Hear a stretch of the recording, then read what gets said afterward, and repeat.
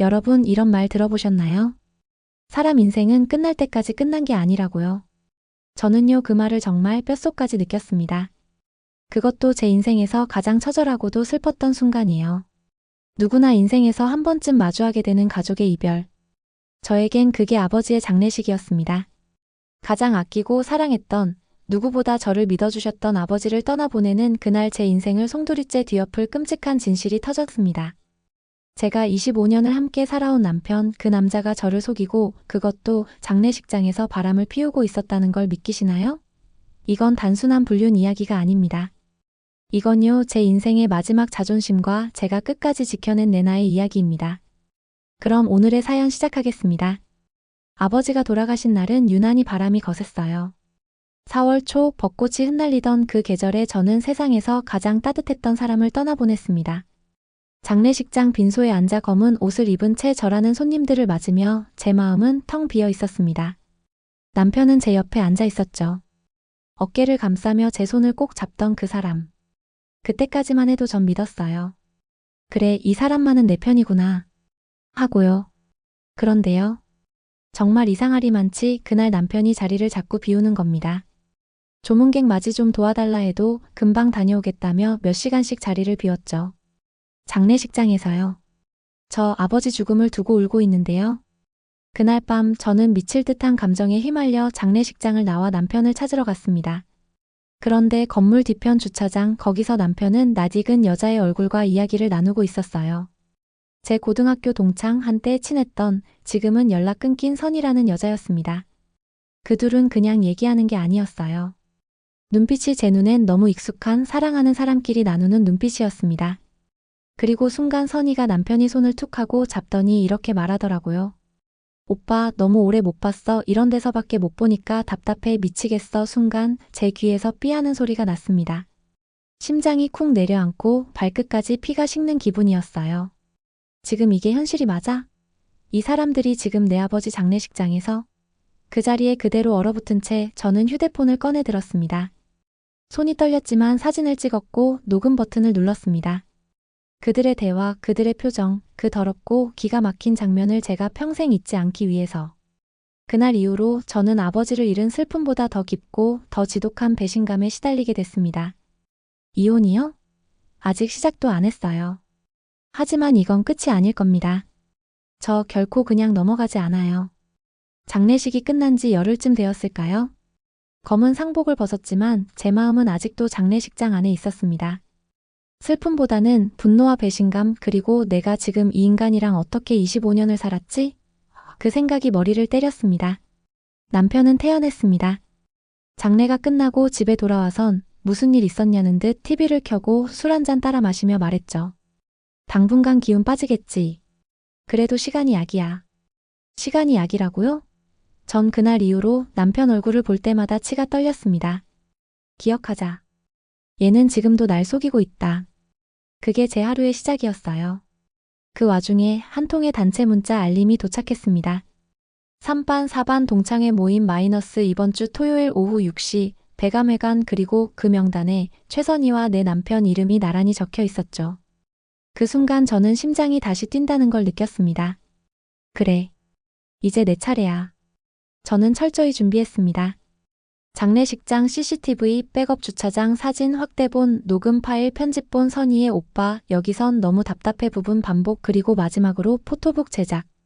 무표정한 제 얼굴 아래 25년을 속인 당신들께 바칩니다. 라는 문구까지 넣어서요. 드디어 동창회 당일. 남편은 제가 안 갈 줄 알았는지 혼자서 멀끔하게 차려입고 나서더군요. 저는 그보다 10분 늦게 도착했습니다. 조용히, 아주 조용히 들어갔어요.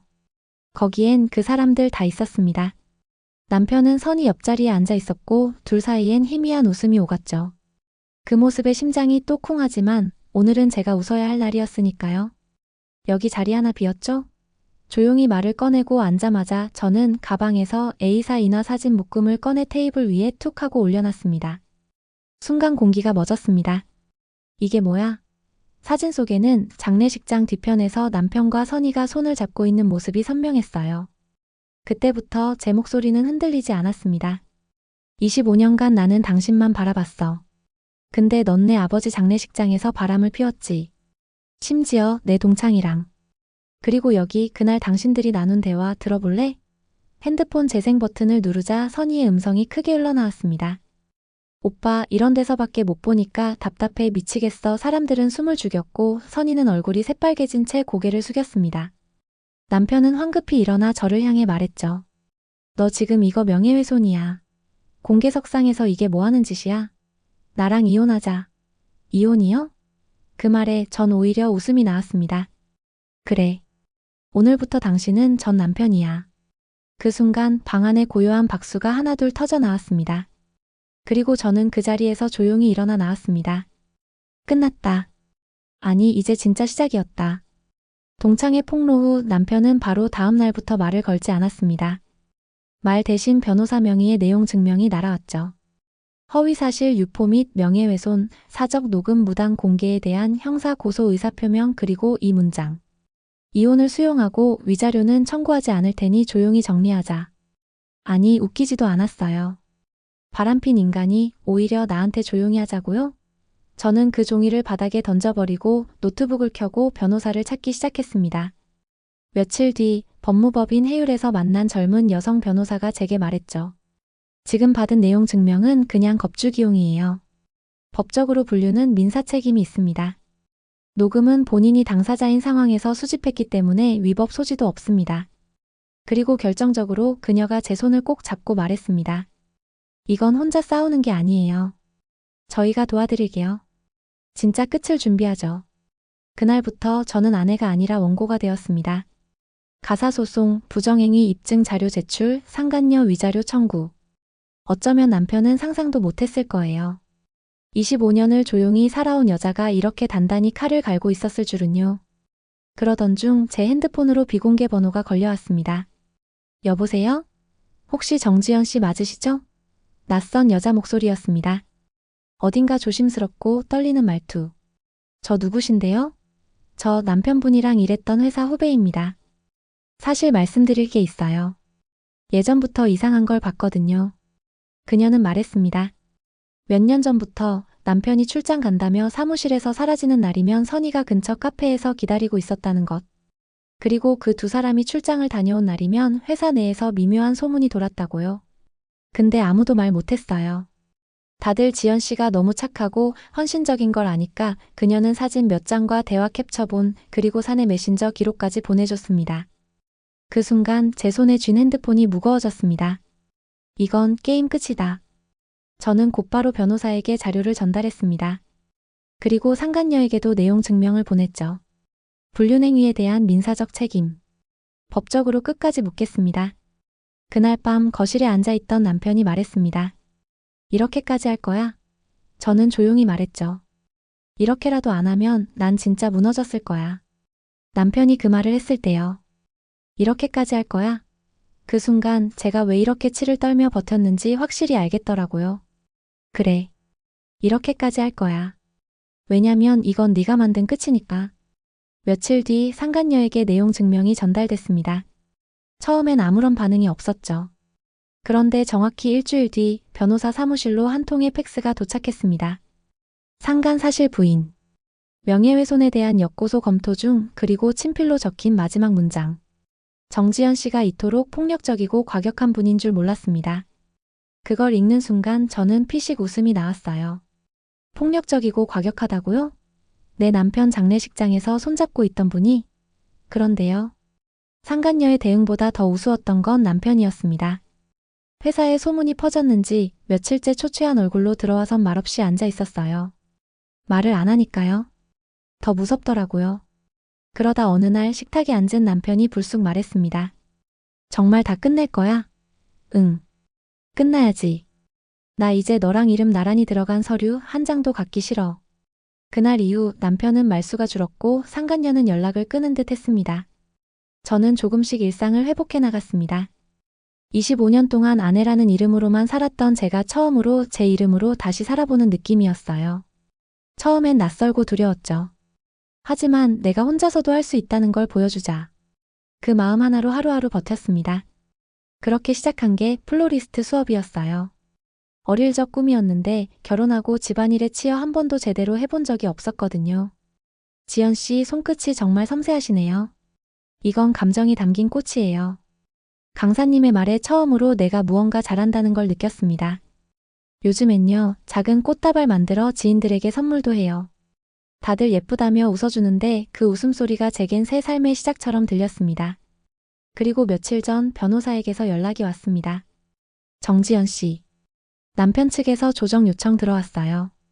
위자료와 재산 분할 모두 조용히 처리하자고 합니다. 조정? 이제 와서요? 조정 기일 아침. 정장 위에 진한 립스틱을 바르고 거울을 봤습니다. 얼굴이 낯설었어요. 하지만 눈빛은 단단했어요. 그 누구도 이제 날 흔들 수 없겠다는 눈. 정지연 씨 맞으시죠? 안쪽으로 모실게요.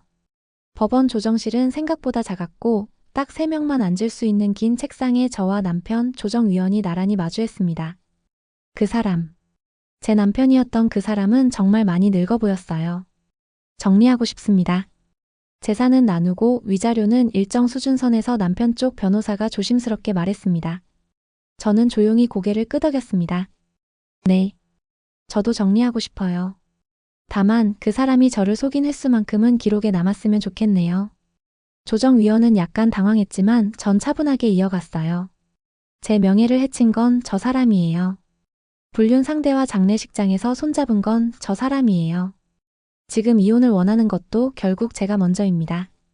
지연아. 그제야 남편이 제 이름을 불렀습니다. 지연아, 나 후회하고 있어. 그땐 내가 뭐가 중요한지도 몰랐고 저는 말없이 그를 바라봤습니다. 그리고 담담하게 말했죠. 후회는 같이 살아온 시간 앞에서 미리 했어야지. 합의는 신속하게 끝났습니다. 남편 명의였던 집의 절반, 퇴직금 일부, 그리고 상간녀에 대한 민사소송 진행은 그대로 유지. 서명 후 펜을 내려놓는 순간 툭 하고 어깨에 얹힌 무게가 사라진 기분이었습니다. 잘 살아. 나는 이제 더 이상 너와 아무 상관없는 사람이니까. 그 말을 남기고 조정실을 나왔을 때 햇살이 눈부시게 따가웠습니다. 하지만 왠지 모르게 기분 좋게 아팠어요. 그날 저녁 집에 돌아와 향초를 하나 켜고 오래 묵혀둔 와인 한 병을 꺼냈습니다. 한 잔을 따르며 스스로에게 건배했어요. 수고했어. 25년을 참고 견딘 너 진짜 잘 해냈어. 그리고요. 그날부터 제 삶엔 전남편이란 단어 대신 지연이라는 이름이 다시 살아났습니다. 이혼 서류에 도장이 찍힌 날 이후 세상이 아주 조금 달라 보이기 시작했습니다. 처음 며칠은 이상하더라고요. 누가 나를 부르면 여보라는 말이 안 나오고 밤에 혼자 자는 침대가 너무 넓게 느껴졌어요. 그런데도 전단 하루도 후회하지 않았습니다. 오히려 이제야 진짜 내 인생이 시작된 것 같았거든요. 정지연 씨 혹시 다음 달 전시회 같이 준비해 보실래요? 플로리스트 수업에서 저보다 10살은 어린 친구가 조심스럽게 말을 건넸습니다. 그 말에 제 가슴이 뛸 줄은 몰랐어요. 같이 해보자. 그날부터는 아침에 눈 뜨는 게 기다려졌습니다. 꽃시장에 가서 계절 꽃들을 고르고 노트에 아이디어를 스케치하고 사람들과 어울려 작업하는 시간. 그게 25년 만에 처음 느껴보는 나답게 사는 기분이었어요. 언니, 이렇게 감정이 풍부한 스타일은 처음이에요. 누가 봐도 진짜 많이 살아본 손이랄까. 수업에서 나눈 이 말 한마디에 눈물이 핑 돌기도 했죠. 그래요. 저는 많이 살아본 사람이었거든요. 한편으론 상간녀 쪽에서 합의금 조정을 원한다는 연락이 왔습니다. 정지연 씨 상대 쪽에서 원만하게 끝내자고 하네요. 금액은 조금 더 올라갔습니다. 돈이 문제가 아니었지만 그 순간 전 스스로가 대견했어요. 나 이제 남이 내 기분을 정해주는 사람이 아니구나.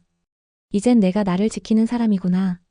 시간이 흐르면서 남편이란 단어는 점점 내 일기장에서도 사라졌고 그 자리에 지연이란 이름이 돌아왔습니다. 아버지 사진 앞에서도 전 이제 더 이상 눈물 흘리지 않아요. 아빠, 나 이제 괜찮아. 아빠 딸로서 나 진짜 잘 살고 있어요. 그리고 오늘 제 첫 미니 꽃 전시회가 열렸습니다. 제 생이라는 주제. 불에 타고 부서져도 다시 피어나는 것들에 대한 이야기였어요.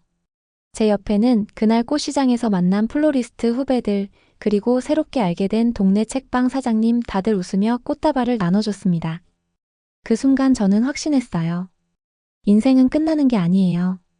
제자리를 찾는 거죠.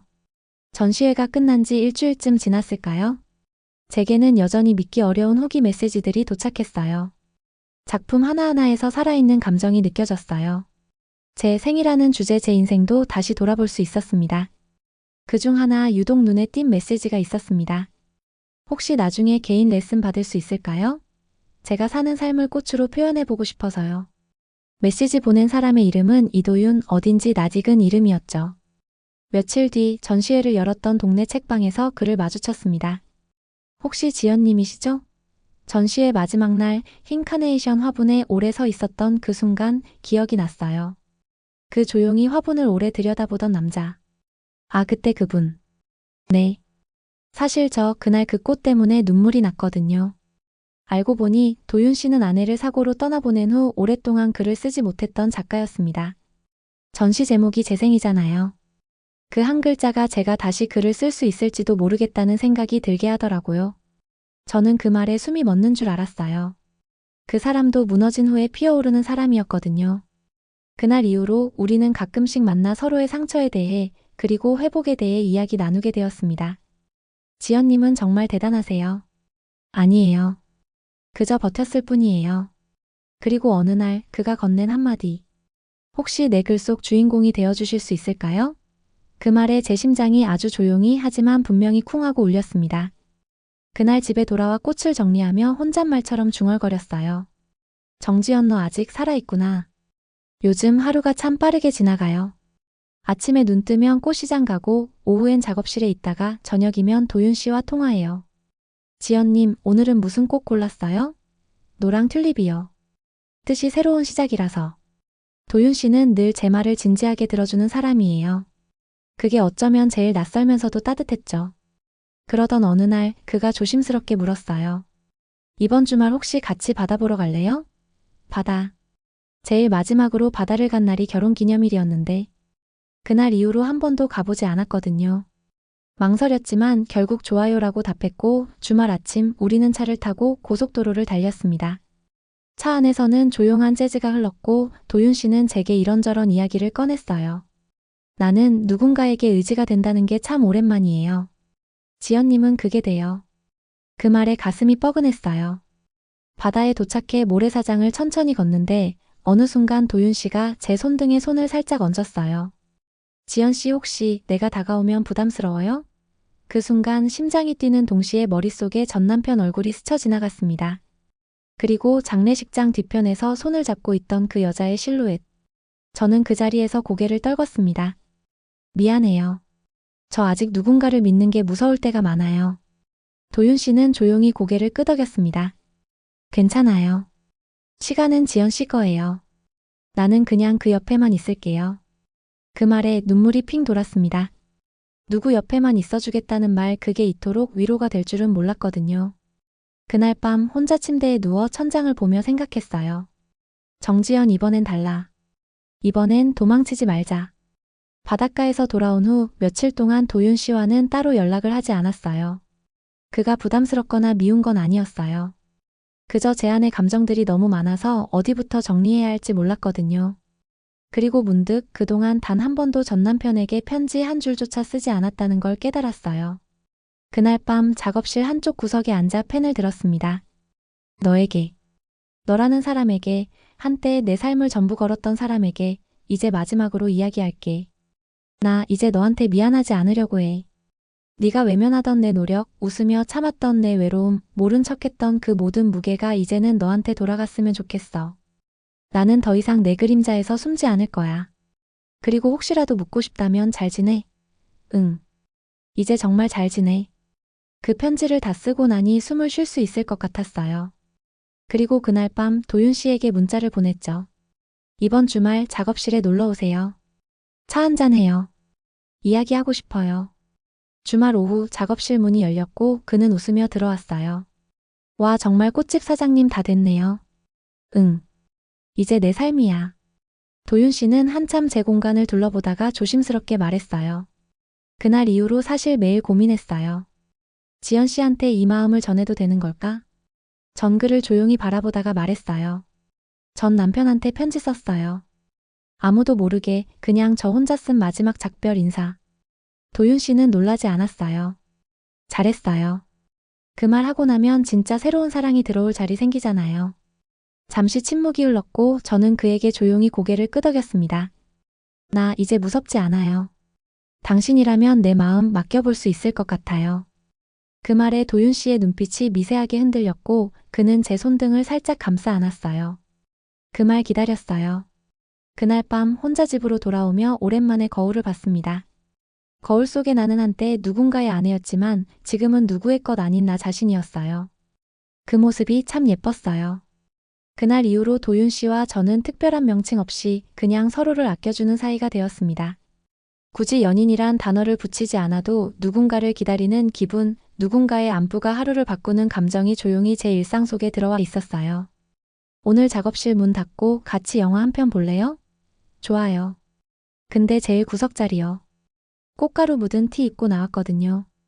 그런 대화 하나에도 제 안에 미소가 사르르 퍼졌습니다. 요즘 동네 작은 마켓에 제 꽃다발이 입점됐어요. 지연의 정원이라는 이름으로요. 이름을 정할 때 고민했지만 결국 가장 내 삶을 닮은 단어를 선택했어요. 지연. 25년 동안 불리지 못한 내 이름. 가끔 전 남편이 생각날 때도 있어요.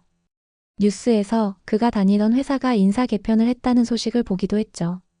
하지만 이제는 그래, 저 사람도 잘 살아야지. 그 한마디면 끝이에요.